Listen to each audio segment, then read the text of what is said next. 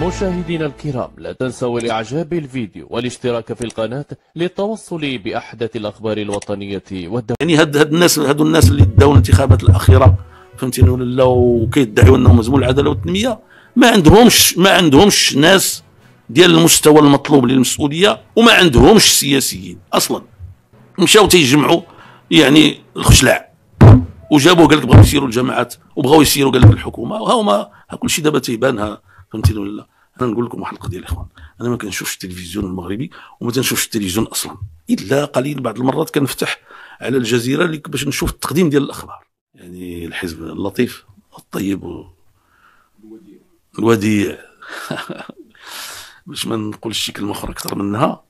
يعني في هذا الوقت هذا قدر الله، احنا اخترنا ان نسير في هذا الطريق، وحنا مقتنعين ان كاين غير هذا الطريق. شنو هو ما هو دورنا وما هي مسؤوليتنا اليوم في هذا اذا شئنا ان نقول الواقع الذي يبدو مخيفا بطبيعه الحال. اولا وقبل كل شيء، يعني على مستوانا الشخصي، وهذا مهم جدا، يجب، وهذا ما فتيت اقوله غير تاكدوا، ما حدني مسؤول عليكم، غنبقى نقولوا ولا ما بقيتش مسؤول عليكم، وكانت امكانيه باش نقولوا غنقولوا بلا ما نكون مسؤول عليكم. يعني على مستوانا الشخصي راه هو الاساسي، انا نقولها لكم بكل صراحه، لانه الله تعالى كيقول لقد جئتمونا فرادا كما خلقناكم اول مره. اذا حنا هادشي كله غيسالي شنو ما دار ترامب وشنو ما وقع في سميتو، راه غادي يسالي واحد النهار وغادي نمشيو عند الله سبحانه وتعالى. طبعا غادي يسالي ان شاء الله الرحمن الرحيم يعني على الدنيا، ولكن علينا حنا هذاك لنا موعد لن نخلفه. هذا ملي غادي نمشيو الله سبحانه وتعالى قد لا يسالنا عن يعني لا جيوبوليتيك، ولكن سيسالنا عن ما بيننا وبينه.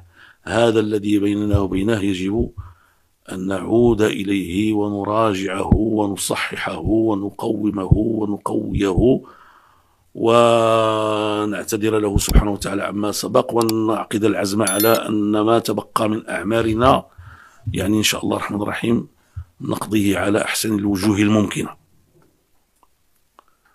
وفي هذا يدخل كل شيء مما كان يعني مما أنزله الله في كتابه وعلمه للنبي صلى الله عليه وسلم من منذ أول يوم، سواء تعلق الأمر بالقراءة فقال له اقرأ باسم ربك الذي خلق، أو تعلق الأمر بقيام الليل قال قم الليل إلا قليلا، أو تعلق الأمر بأنذر عشيرتك الأقربين، أو تعلق الأمر يعني بالأمر بالمعروف والنهي عن المنكر، أو تعلق الأمر يعني بالإحسان إلى الخلق، أو تعلق الأمر بالوفاء بالعقود أو الوعود، أو تعلق الأمر يعني بالذكر، أو تعلق الأمر بالدعاء، أو تعلق الأمر بأداء الواجبات داخل المؤسسات وداخل الحزب إلى آخره. بلا ما نطول عليكم، هذه أرجوكم، أنا عرفتكم بلي الحمد لله هادشي فاهمينه وعارفينه، يمكن بحالي ولا أحسن مني، ولا شك أنكم كتجتهدوا، ولكن لا حد للكمالات. هذه واحد الحاجة اللي ما عمر غادي يكون الزاد ديالك فيها فيه لو ديباسمون، ما عمرك غادي يكون عندك يعني الشيط هذا غير. لأن الإخوان نقول لكم أنا بكل صراحة، أنا سبق لي أن أخبرتكم أن هذه مرحلة من حياتي أقرأ فيها كتاب الله تعالى أكثر مما سبق بكثير، الحمد لله ما كاينش مقارنة أصلا.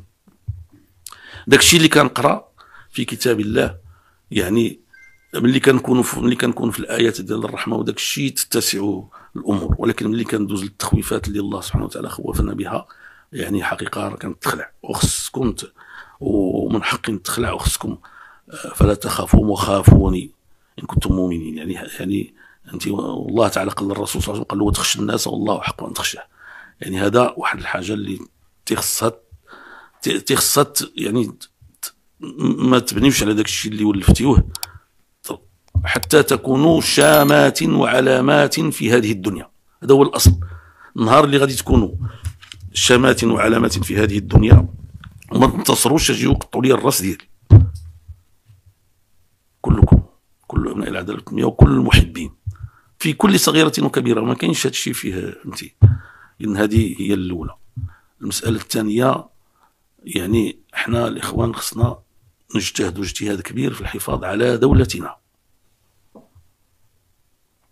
يعني البارحة كان في زيارة أحد إخواننا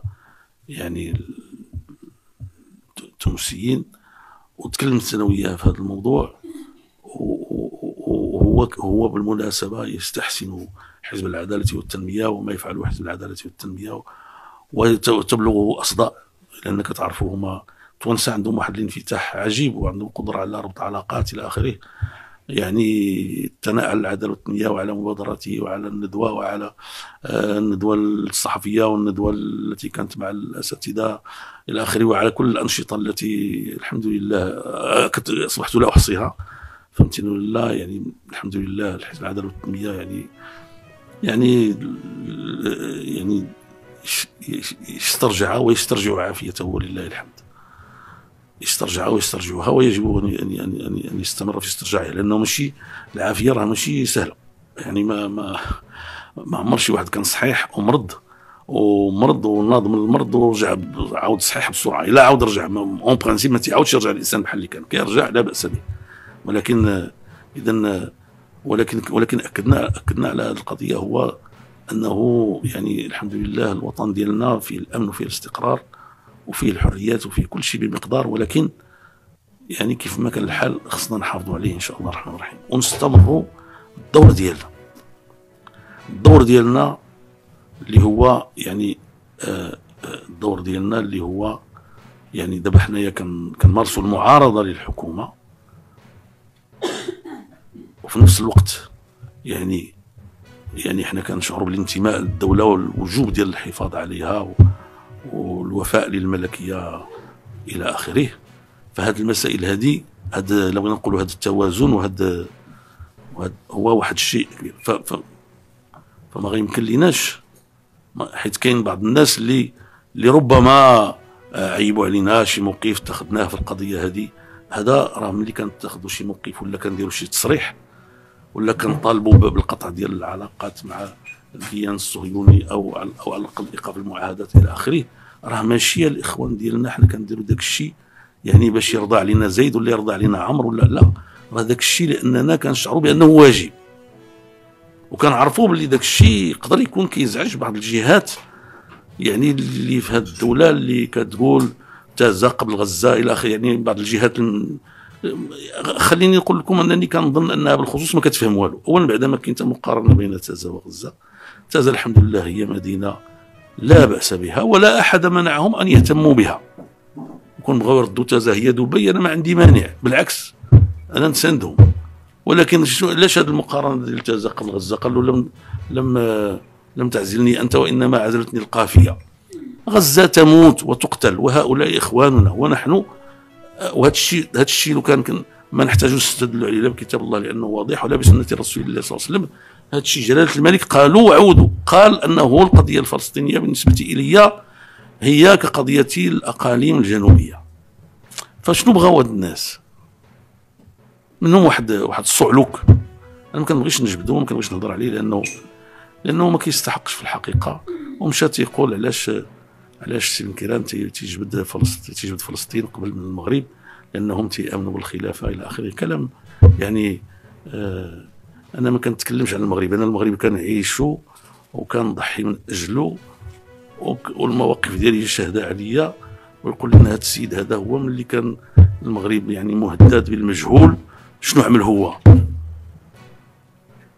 كنهضرش عليه هذا الحقيقه، هذه غير تسربت الى الكلام. ولكن بطبيعه الحال وكنت واحد شويه تنقول ربما هذا السيد اذا به كيقول كلام ساقط، وهو على كل حال ساقط، وتنستغرب ان بحال هذا تيسمعوا الناس. الحق هذا عميل ديال الاستعمار لا اله ولا حتى، لانه ما يزال يدافع عن الاستعمار ويدافع عن الى اخره. اذا فنقول للاخوان ديالنا انه حنا الدور ديالنا اللي كنقوموا به راه الحد الادنى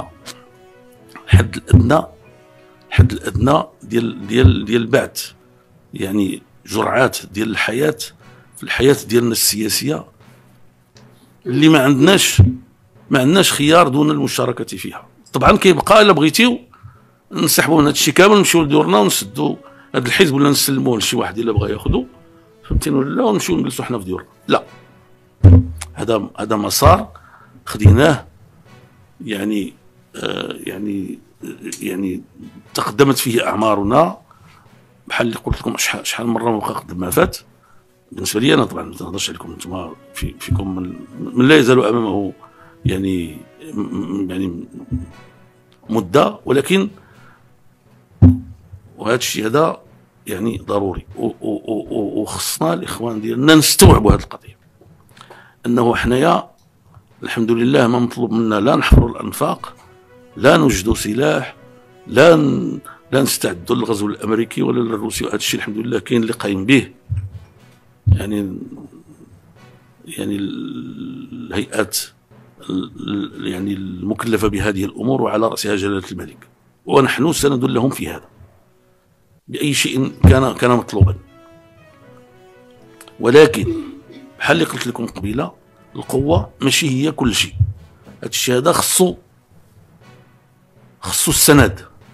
السند هو حنا نساندوا بلادنا اولا، وثانيا نساهموا في تكوين الناس الذين يحملون هذه المبادئ وهذه القيم وهذه الاخلاق وهذه العقائد التي بها كان هذا المغرب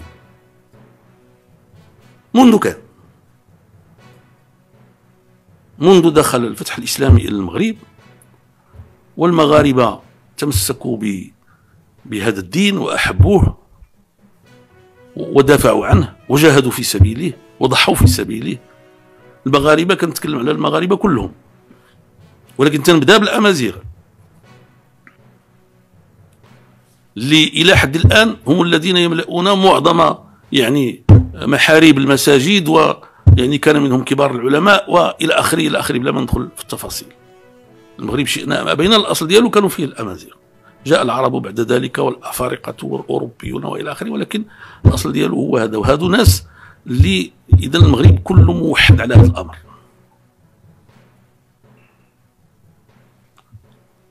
هذا الامر هذا معشر الاخوه الكرام راه ماشي الناس بحال هاد بعض المونيكات اللي كيتسراو في هذه الحياه السياسيه مهما عالت يعني مراتبهم، او بعض يعني الناس الذين يفكرون تفكير بليد، وانهم يقولون انه باش الشعب نقدروا نتحكموا فيه ونديروا به اللي بغينا تيخصو يكون واحد الشعب يعني مستسلم، ويكون واحد الشعب اذا نجيبوا له يعني المغنيين والمغنيات ونشغلوه بالتفاهات. انا نقول لكم واحد القضيه الاخوان، انا ما كنشوفش التلفزيون المغربي وما تنشوفش التلفزيون اصلا، الا قليل بعض المرات كنفتح على الجزيره باش نشوف التقديم ديال الاخبار وكنسد. ولكن واحد التلفزيون عندي في واحد البلاصه فيها البنيه ديالي الصغيره هذه الكريمه، تنمشي نسلم عليها تنرز عينيا كنلقى بزاف ديال المرات او بعض المرات ديك القناه الثانيه التفاهه غير دقيقه او دقيقتين، والسفاهه كنتسائل شنو بغاو هاد الناس من هاد البلاد. هاد البلاد راه الناس اللي مرفوعه السميه ديالهم، مرفوعه السميه ديال طارق بن زياد، ومرفوعه السميه ديال يوسف بن تاشفين، ومرفوعه السميه ديال الكبار العلماء، ومرفوعه السميه ديال كبار السلاطين، ومرفوعه السميه ديال الناس اللي جاهدوا، ديال الناس ما مرفوعاش حتى الشيخات. مرفوعه السميه ديال الخربوشه لانها كانت تنكر المنكر، ماشي اي شيخه من الشيخات. يعني باش وعلاش الناس اللي هذا الشيء علاش اللي تيبغيو هذا الشيء، وعلاش؟ لانه كيعرفوا باللي هذه هي اسباب الحياه الحقيقيه. ما فيها باس الانسان يعني في لحظات ديال الراحه يكون شويه ديال الفن وشويه ديال الغناء او الموسيقى او النكات او الاستعدري ماذا بطبيعه الحال، ولكن هذاك الشيء تيكون غير ماشي كاع خضره فوق طعام، هذاك غير يعني شي حاجه ماشي حتى مقبلات، هذيك تكون غير شي حاجه ديال باش تحلي ولا الى اخره. ولكن راه الاصل ديال هذه الامه ديال الاخوان، هذه راه امه فيها 1,700,000 ديال الناس اللي كيحفظوا القران الكريم، وكيتسائلوا علاش كاينه موت السياسه وعلاش الناس ما كيتجاوبوش مع الاحزاب وعلاش. يا سيدي راه السبب هو هذا، لانه هذا الشيء هذا عنده مقتضيات منها المعقول، وكنلقاو الناس المعقول يعني في الاحزاب السياسيه وكذا راهما يعني طبعا غتقول لي السي عبد وانت علاش ما جاوش معاك؟ لا الحمد لله انا جاو معايا، انطلقنا في هذا المشروع ما واصلينش 300 ولا 400 واحد، وجا الوقت اللي كيصوت علينا اكثر من 2 مليون ديال الناس ولا ما عرفتش شحال. طبعا وقعت مؤامره على العداله والتنميه، مفهومه هذه القضيه هذه من النهار اللي كان البلوكاج كانت المؤامره، وقبل فهمتيني ولا لا؟ قد غاديه حتى توصلنا ل 2021 طحنا نعاود ان شاء الله الرحمن الرحيم اننا سننهض. الا بقينا غاديين في هذا الطريق ولا بقات المواقف ديالنا بهذا الاعتدال وهذا الشرف، لان الاخوان راه اهم شيء في الدنيا هو الشرف. هب ان عندك ما لست ادري شنو غادي تقدر دير، تقدر يعني الا بغيتي تقول تقدر يعني تقدر يعني تتباهى به امام الناس، هذا اللي تقدر دير. اما الخبز راك تاكلو واللباس اللي شترك راك تلبسو وما تيسر من الوسائل الاخرى راه هي عندك، ولا كاع ما نعرف شنو درتي تقدر تتباهى به امام الناس او يشتمونك به. على كل حال الا قريتيو كتاب الله ما عمركم غتلقاو الكلمه ديال المترفين مربوطه بالخير، انهم كانوا قبل ذلك مترفين وكانوا يصرون على الحنث العظيم وكانوا الى اخره. غتلقاو دائما المترفين كلمه يعني المترفون دائما دائما يعني صفاتهم ومصائرهم سيئه للغايه، نعوذ بالله. وعلى راسهم قارون، وعلى راسهم قارون، وعلى راسهم قارون فهمتني الله الذي كان عنده من الكنوز ما ان مفاتحه تنوء بالعصبه اولي القوه. فاذا خصنا نكونوا زعما تنفهموا مزيان اش تنديروا. وهاد الناس الاخوان اللي تنقول لكم خاص بطبيعه الحال خصكم تربيو ولادكم على هذا الشيء، هذا هو الاول. وانا كنظن هذه القضيه فيها تقصير بكل صراحه، ولكن خصكم ولادكم راه هما ولادكم، ما غاديش نذكركم بهم، ولكن كيخصكم هذا الشيء هذا تربيو عليه الحزب ديالكم وتستقطبوا الناس للحزب. راه هذوك الناس اللي كتستقطبوا للحزب اللي كتربيوهم على هذا الشيء راه هما عناصر دفاع وقوه في هذا المجتمع، عناصر دفاع وقوه وتحسب للمستقبل. حنا ما عارفينش، الله وحده يعلم. مع الاسف الشديد ما زال اخواننا في الجزائر يتحرشون بنا مع الاسف الشديد، وما فهموا والو. هذوك الناس اللي كيسيروا الجزائر ما فهموا والو، حتى من بعد هذا الشيء كل شيء اللي وقع، وهذا الشيء اللي وقع في اوكرانيا، وهذا الشيء اللي وقع في فلسطين، وهذا الشيء اللي جالس يوقع ما فهموش. هذا واحد الوقت اللي خص المغرب والجزائر يعني يديروا اليد في اليد، بل يعني اكثر من اليد في اليد، يعني باش يقولوها باش نواجهوا المستقبل، تونس وليبيا وهذا الشيء الى اخره. حنا مهددين بكل صراحه، واش نقول لكم؟ وما دمنا مهددين خصنا نستعدوا، والناس ما كيستعدوش يعني يعني بالسفهاء وبالسفاهه. الناس يستعدون بالجديه ويستعدون. ولا كانوا المغاربه في القناه الثانيه ولا القناه الاولى ولا في اي قناه بغاو ولا انتم ما بغاش يسمعوا هذا الكلام، حنا خصنا نسمعوه وخصنا نبذلوا مجهودنا. ورجل بأمه، رجل بأمه وألف كأف، ألف كأف ورجل بأمه، رجل كألف وألف كأف.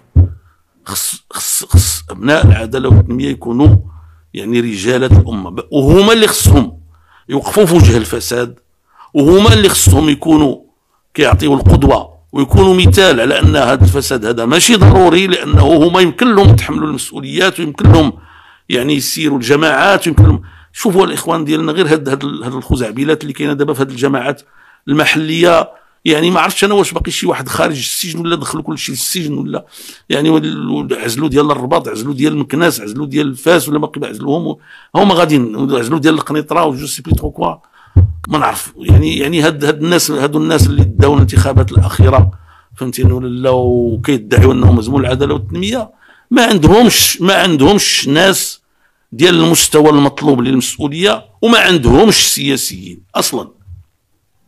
مشاو تيجمعوا يعني الخشلاع وجابوه قال لك بغاو يسيروا الجماعات وبغاو يسيروا قال لك الحكومه، وها كل شيء دابا تيبان فهمتيني ولا لا. ولكن العداله والتنميه ماشي مهم يكون في الحكومه ولا يكون في الجماعات، ولكن مهم يكونوا عنده الرجال، ومهم يكونوا عنده الابطال، ومهم يكونوا عنده الناس الذين يبتغون الاخره، وقد يرزقهم الله من الدنيا ما يشاء، ما يريدون واكثر ما يريدون او اقل ما يريدون. ولكن الدنيا هي غير الدنيا، ما كاينش شي حاجه اخرى، ولكن الاخره هي. وراه الناس اللي داروا بين عينيهم الاخره هما اللي حفظ الله بهم هذه البلاد، هما اللي حفظ الله بهم باقي بلاد الاسلام والمسلمين. وملي تيولي الانسان مشغول مع الخزعبلات ديال داك الشيء اللي كانوا مشغولين به يعني الناس في الاندلس، راه النتيجه انتم كتشوفوها بعينيكم. اقول قولي هذا واستغفر الله لي ولكم. السلام عليكم ورحمه الله تعالى وبركاته. مشاهدينا الكرام، لا تنسوا الاعجاب بالفيديو والاشتراك في القناة للتوصل باحدث الاخبار الوطنية والدولية.